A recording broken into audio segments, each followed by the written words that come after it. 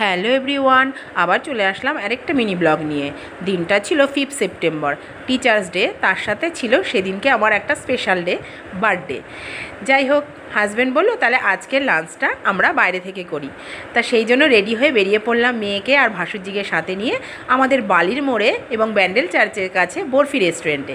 তা বরফি রেস্টুরেন্টটাও দেখতে সুন্দর আর খাবারগুলোও ছিল অসাধারণ। আমরা থালি অর্ডার করেছিলাম, চিকেন থালি আর মটন থালি। তা সেখান থেকে খাওয়া দাওয়া কমপ্লিট করে আমরা কি করব, দিনের বেলা ছিল বলে আমরা চলে গেলাম ব্যান্ডেল চার্চে। সেখান থেকে ব্যান্ডেল চার্চটা যেহেতু অনেকটাই কাছে, তা অনেক দিন যাওয়া হয় না, তা হাজব্যান্ড বললো চলো আমরা ব্যান্ডেল চার্চ থেকে ঘুরে আসি। তা সবাই মিলে সেখানে গিয়ে বেশ ঘোরাঘুরি করলাম, ব্যান্ডেল চার্চে গেলাম আর দেখলাম নতুন নতুন অনেক কিছু হয়েছে। এই যে রাস্তাটা দেখছো, এই রাস্তাটাও নতুন হয়েছে, খুব সুন্দর লাগছিল, বেশ মানে দিনটা খুব ভালো লাগছিল। যাই হোক, এখান থেকে ঘুরে আমরা মিষ্টির দোকান থেকে মিষ্টি নিয়ে আমরা বাড়ি চলে এসেছিলাম। আজকের মতো ব্লগটা এখানেই শেষ করলাম।